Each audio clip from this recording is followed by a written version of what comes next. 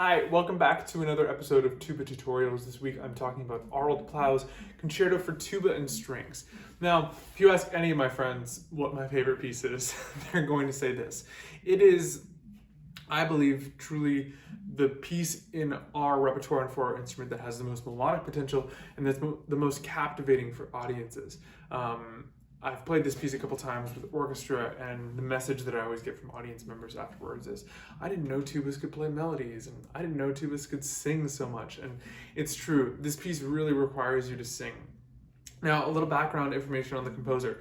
So, Plau is of Norwegian descent. He was a bassoonist for most of his life, and until he was 70 years old, he played bassoon in the Norwegian opera. He was a composer, and he didn't write this piece until he was actually 70 years old. So this piece was written in 1990. And, besides this piece, Plau wrote some pieces for string quartet, some string chamber music, a brass quintet, and also a couple of trumpet preludes. So not a whole lot of composition. I mean, he was principally a bassoonist. The main thing that a lot of people know about this piece is that the second movement is dedicated to the composer's wife, who died shortly before he wrote this piece. So there's a lot of emotions of grief and tumult that are sort of surrounding that movement. The first movement, of course, is entitled Prologue, and it preludes, I think, kind of the biggest, most important part of this piece, which is in the second movement. I just want to make one note before I start talking about the piece, and that's that, if you ever win a concerto competition or you get asked to play with a youth orchestra, a regional orchestra, this piece is really important to keep in the back of your mind. One of the big reasons why is because it only requires a string section. So if you play this piece with a regional orchestra or a small orchestra that doesn't have full winds of brass to be able to play the Vaughan Williams, for example, they would really like it, and it would cost them not a lot of money to put this piece on. So really important to remember, and especially since the Vaughan Williams is a rental, so the orchestra would need to rent it. This you can buy solo and parts for about $200, and it's good to just have. I mean, if you just want to buy it yourself, and then if you ever get asked to play with an orchestra, have that.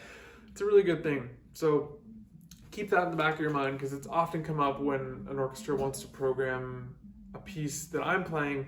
I always say the Plau because it's cheap and easy for them to do. So remember that.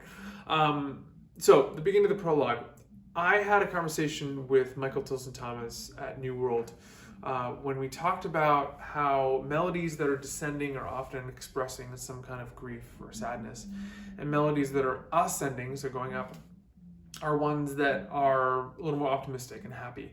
So you'll notice that all of the melodies generally on this first page are all going downwards. So I think it's, the composer wants you to express some feelings of, sadness, grief, anything that kind of comes along with that, because I think it transitions and segues nicely into the grief and sadness material in the second movement. So starts out really beautifully on a very, very nice note in F tuba, A flat. If you're playing this on E flat tuba, also pretty nice. But the composer wrote mezzo forte. I would come in a little bit stronger than that. Obviously not fortissimo, but like a good healthy, forte minus or even forte. I think will just give you the chance to just blow at the beginning and take a good breath and just kind of feel and hear your sound before you start playing quietly. So don't start this one too quietly. That's also to say that there's a lot of, you making a statement and then making a quieter statement. So if you play these mezzo fortes a little higher, you won't have to play the piano so quiet. So keep that in mind. Repeated material, you can play this piano pretty quiet. I think it's really cool to hear just like a really nice velvety, pearly sound on this. If you can get down as quiet as possible, just a lot of dynamic contrast, I think will make this first page sound really good. And then similar material on all these half notes. So I'm looking particularly in bar 5, bar 7, bar 8, bar 10, all these half notes, hold them up for full value. The strings or the piano have material under you, so just make sure that you're supporting them. You can get out of the way a little bit, but I do think it's important harmonically to have some beef on these notes, just so those instruments feel supported. Moving on, I think that this crescendo going to 14 is kind of not the peak of this first page, so don't play it too emphatically. Just kind of a nice healthy forte. And then this next line that you have, kind of, it's quasi-cadenza. There's not a lot of stuff going on until B, when the strings or piano come back in. I always like to practice this just so I have everything under my fingers. I group the slurred notes together and I group the articulated notes together. So ba-dum, ba-dum, ba-dum, ba-dum, and then bum, bum, bum, bum, bum, bum, bum, bum. Just so you hear that in your ear, because these are the notes that are going to be kind of grouped together when you play them. And then at B, of course, this is kind of like the arrival point of this first page, so make sure you play this nice and long and full and broad, so that the audience knows that this is kind of the big point in this first section. And then 23, I wouldn't play this too loud. I think this is kind of just like a moment of calm before the storm starts on the second page. And then play these half notes full value too. It's cadential, so just make sure you take your time there, and don't diminuendo too much. Playing like a low B flat on F tuba or E flat tuba isn't super comfortable, so just make sure you have enough sound there. So start this a little louder so that you're not diminuendoing to nothing. Good. So next page, I like to play this on the faster side.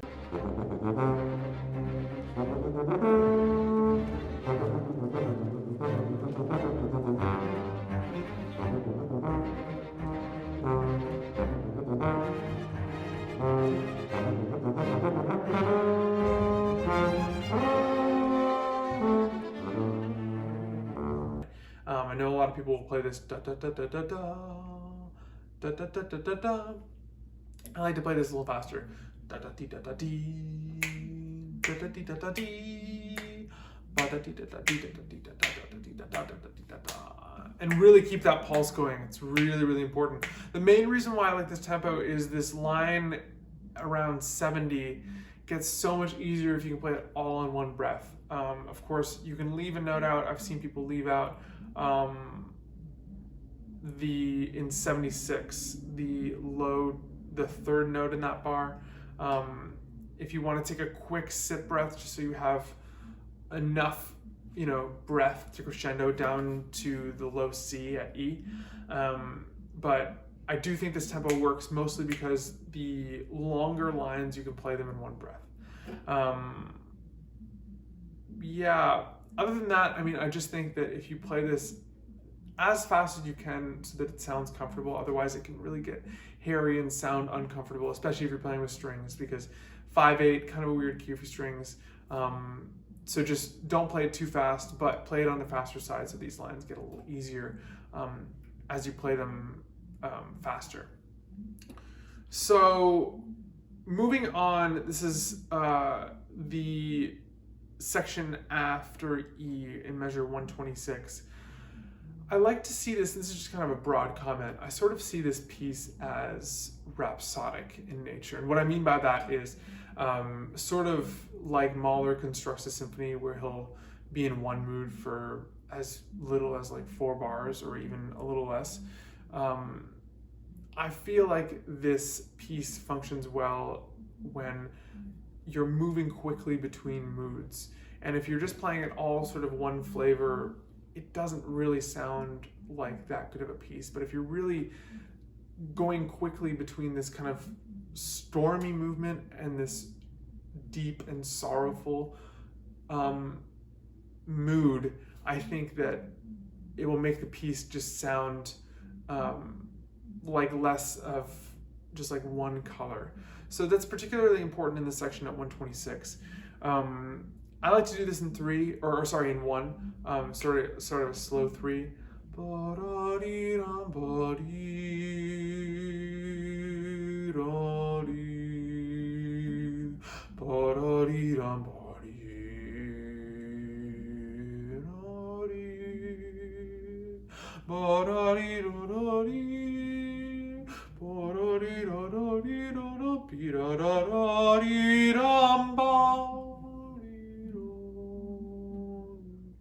It's kind of something I really like to do 2 bars before H, is get down really, really quiet on this diminuendo. The piano has, or the strings have a really, really beautiful line at the end of this first idea. I like to just like get out of the way because I think it's a really, really beautiful line.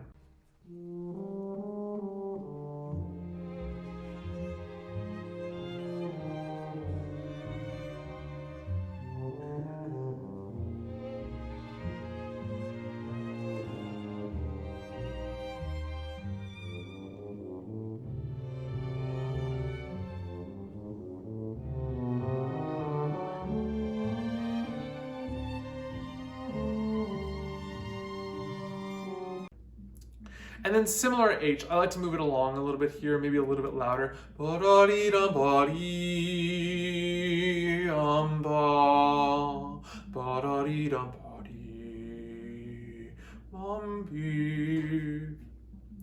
And then going into this section with the triplets, a lot of people will play this which is fine, but I like it to suddenly be much quicker.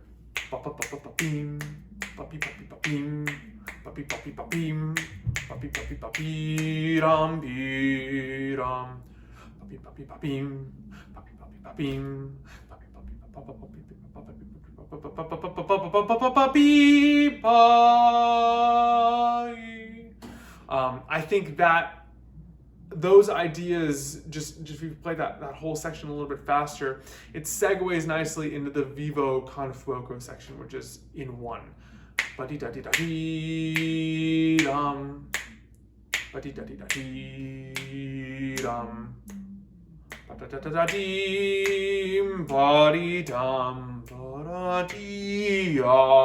Full sound on that C. That low C is really nice when that cadence resolves down.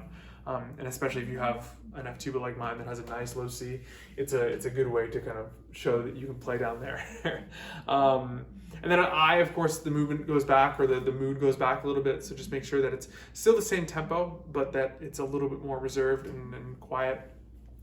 And then as you get into this sort of peak up to the high F in 212,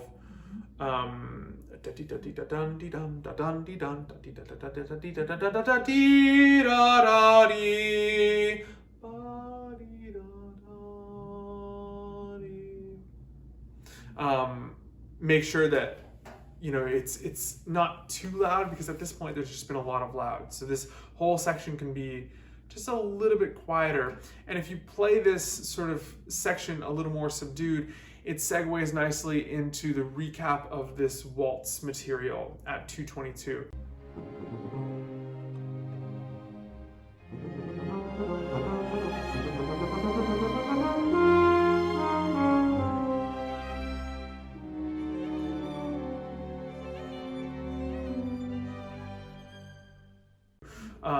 I like to play this section slower than the previous time this melody came in.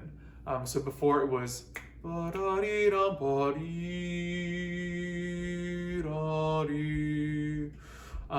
then this time it comes in, I like to do it.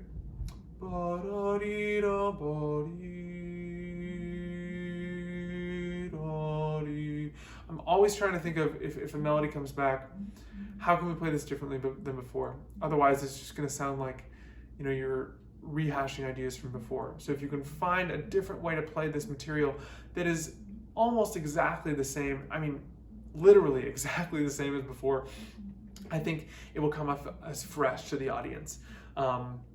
Especially since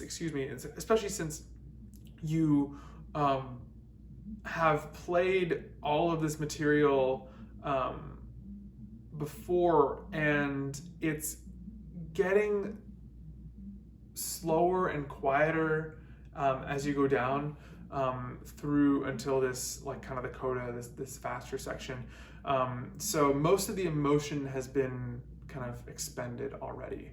So I think if you're kind of playing this piece like a movie or a story, the protagonist is kind of out of energy at this point.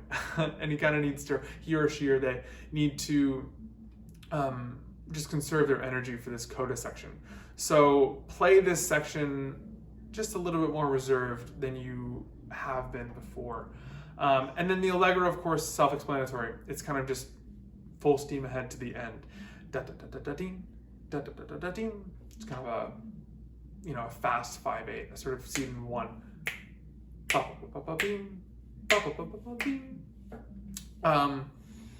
And then similar to before, this section at K is a recap of the original material. So make sure you're playing it sort of similarly, just so the audience has a bit of a recall. And then this section going into 328, Con Forza al Fine, with force all the way to the end. Just very kind of triumphant. Dee bum bum bum beam bum bum beam bum bum beam bum. Really kind of heavy on these accents and long.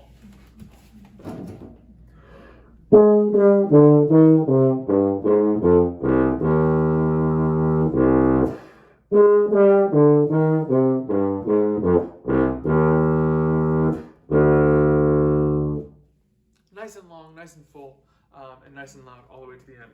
And then in the last two bars, bum bum bum bum. Nice and conclusive.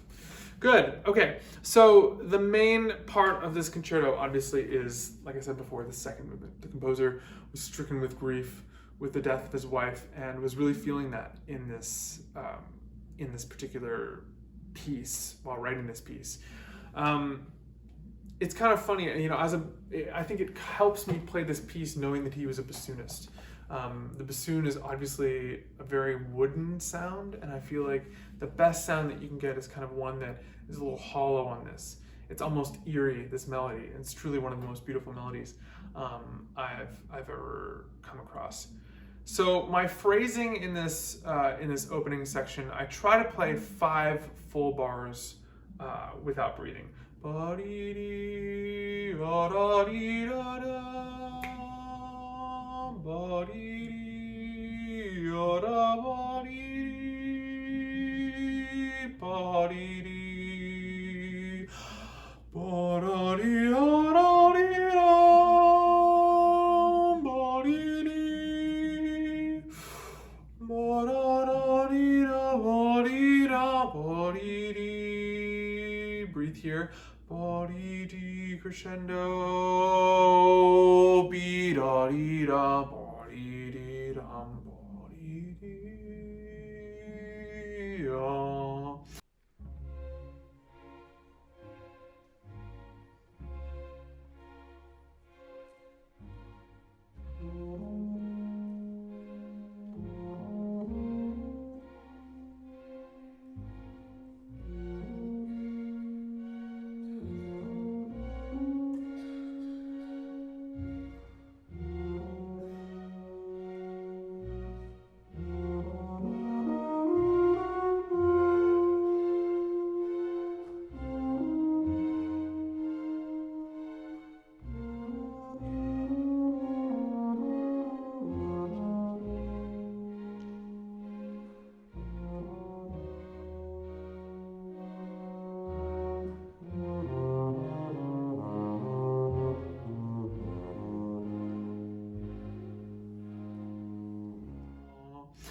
I'm sometimes able to make that pick up to 13 all the way to A without breathing, but if you do a crescendo, it's a little bit more difficult. And if you're playing it, you know, with an orchestra, you need to put up more sound, might be a little more difficult.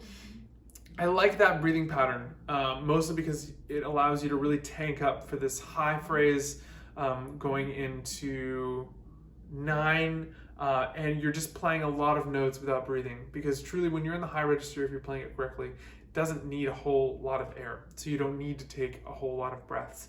And I think the more notes in this opening section that you can get in without breathing just makes it sound like you're singing. So the more we can do that is the better. B, I like to move the tempo ahead a little bit here. So if we start out,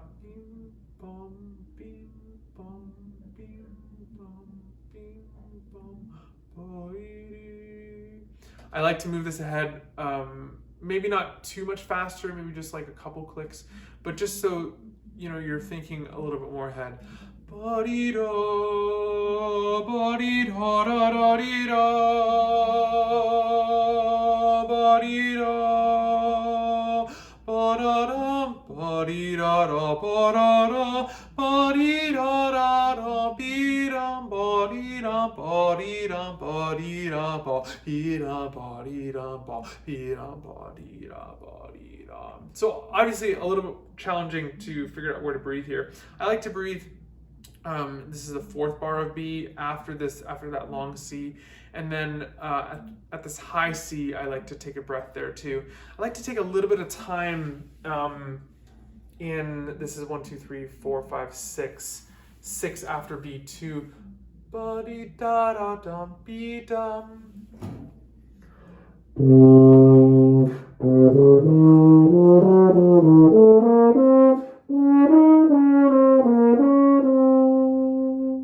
I think it really sets up this descending line nicely and relaxes the feel a little bit. Similar to this line in the opening of the first movement, I like to play this line grouping the slurred notes together and then playing the tongue notes together as well. So this is from 3 before C.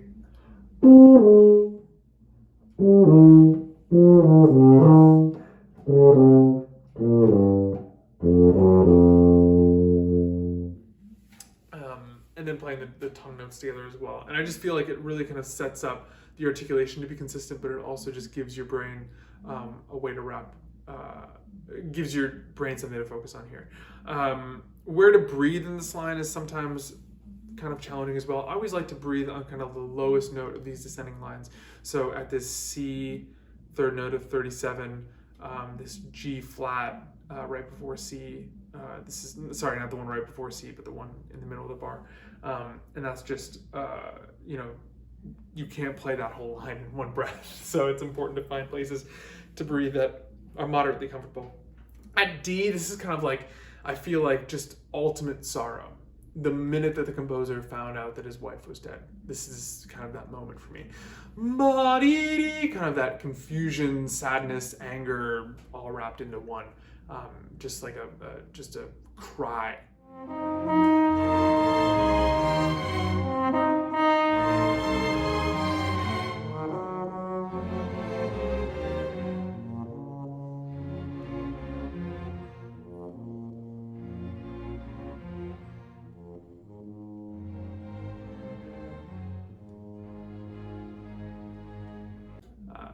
Yeah, and then at E, it kind of goes back to the moment where you know he's realized that yeah, she is dead. I need to move things along in my own life. I like to pull the tempo back here. You know, if you push the tempo ahead at B, this is the place to pull it back. You're kind of recalling the opening melody, but you're playing can with either the piano or the strings. But notice that it's mezzo piano. I always, for a while, I would get pretty loud whenever I played these high notes in the fourth and, well, I guess just the second and fourth bars of E. But I feel like this section is so nice when it's really, really quiet.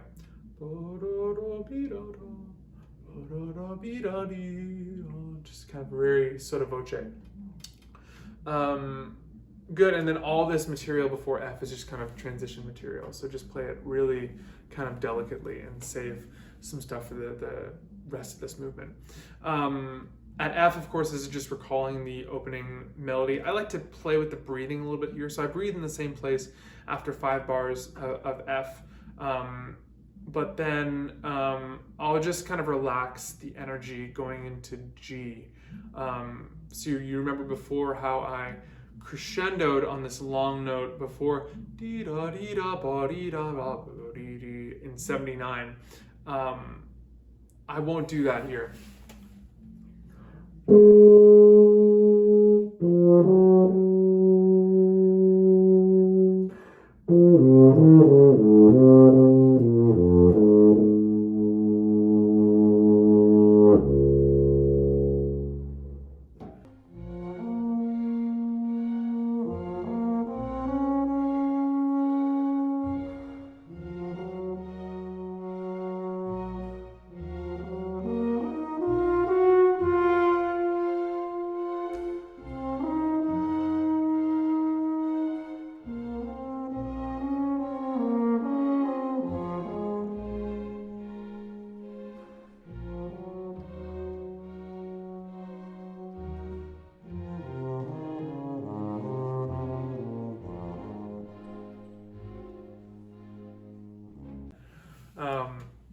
Yeah, and I feel like it just kind of eases into this section at G pretty nicely.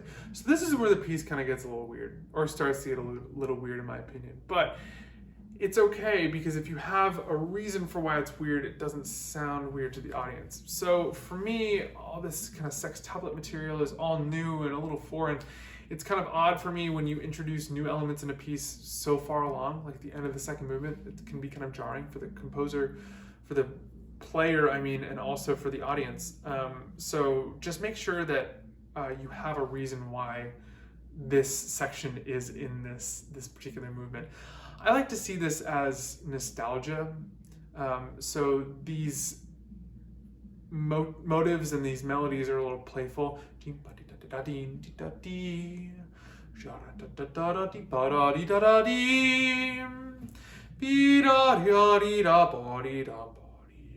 And then that's kind of the moment where he does still recall that grief. But he's trying in this moment, I feel like, to show that he's trying to remember the good times instead of just focusing on the fact that his wife has passed away.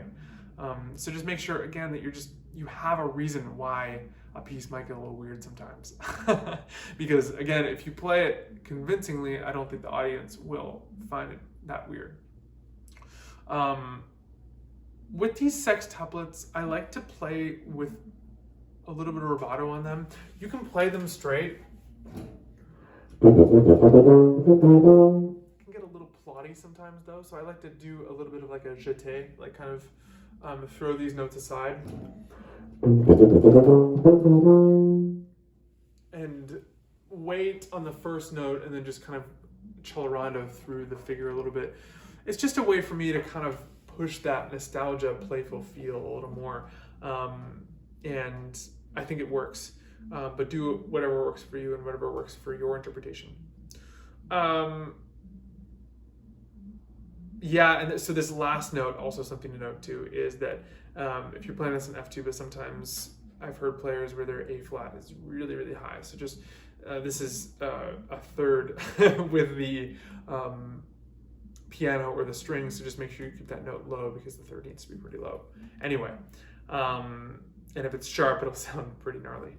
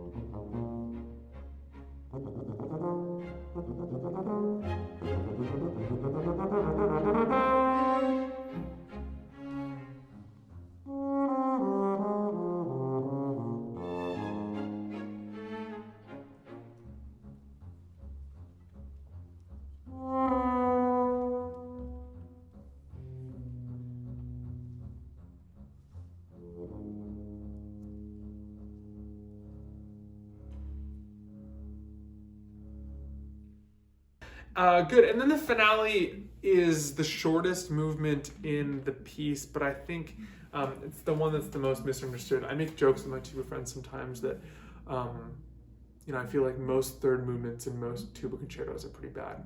Vaughan Williams, not so great. John Williams, not so great. Gregson, not so great.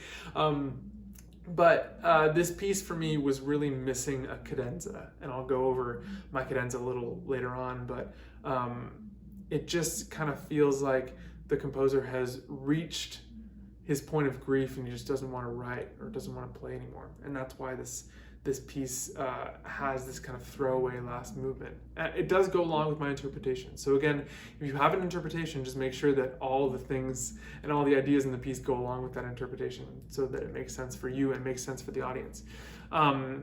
Okay, so big piano accompaniment interlude at the beginning, and then it starts at 30. I like to play this pretty quickly.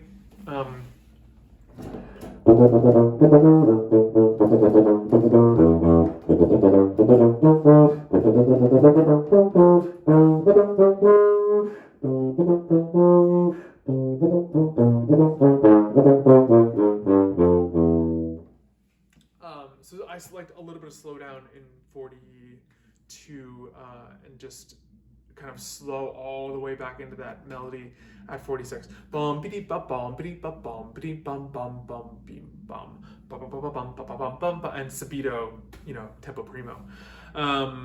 And then similar kind of thing going through this second time through the melody. Listesso tempo, dum dum dum dum dum dum dum. She body da dee body da da dee da body. There's a kind of like element of absurdity and like mysteriousness to this melody. I like to play this one at 73 a little bit quieter, because you're still kind of going interplay with the accompaniment here. And then at D, you kind of arrive. So this is 73.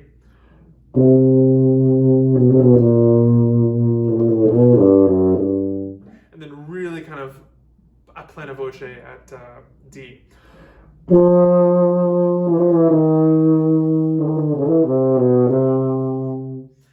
And then through this section, I think this is probably one of the most technically challenging parts in the piece. I think if you really lean into the downbeats and the one feel in this, it's the most comfortable.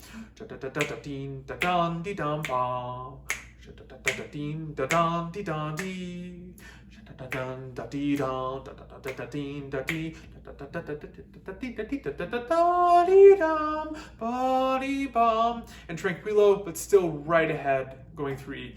Bum be da dee dum, ba dee da dee da dee dum, da dee da dee dum, dee da dee.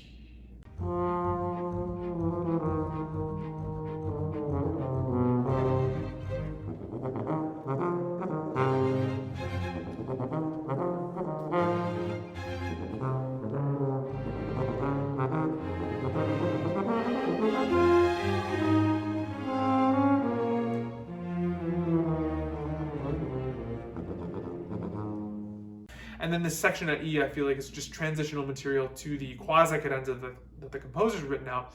But then, like I said, I do feel like there is room here to write your own cadenza. It's something that we don't get to do very often, but it's a really big instance where you can just kind of express yourself. Again, I don't know how the composer would have felt about this, but I do feel like it does kind of complete the piece. One time I did it with orchestra, and the conductor didn't hear my cadenza. He heard it and then was like, man, this really finishes the piece. It makes it sound a lot more conclusive. So if you're interested in just that, I would definitely tell you to do it, because it's a really good way to express yourself. And so this is my cadenza.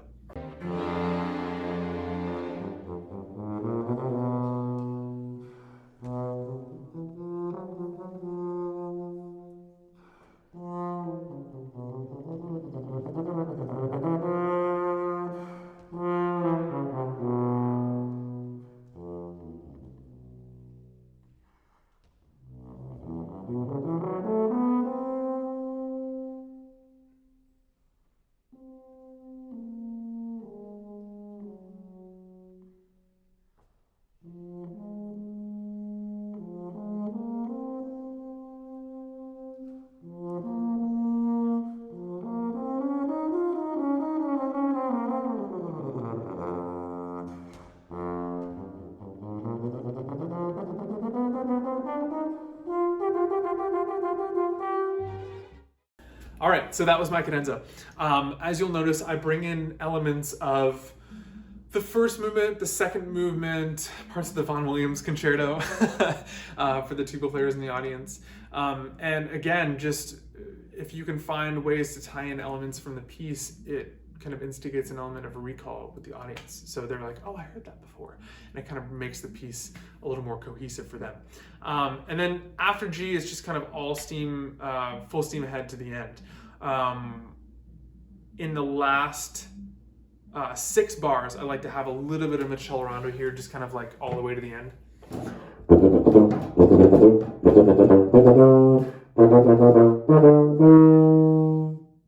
And then you'll notice in the last 2 bars, I just like to, put the brakes on a little bit, just so we can articulate those notes and kind of end on a very conclusive note. But that's sort of how I feel about this piece. Again, if you're looking for a great piece to play and you've been contacted by an orchestra to play concerto, this is really the one to play, I feel like, for many reasons. But other than that, if you have any questions, feel free to reach out to me, social media, or any emails or anything. But thank you for being here, and I hope you enjoy working on this piece. It's truly one of the best.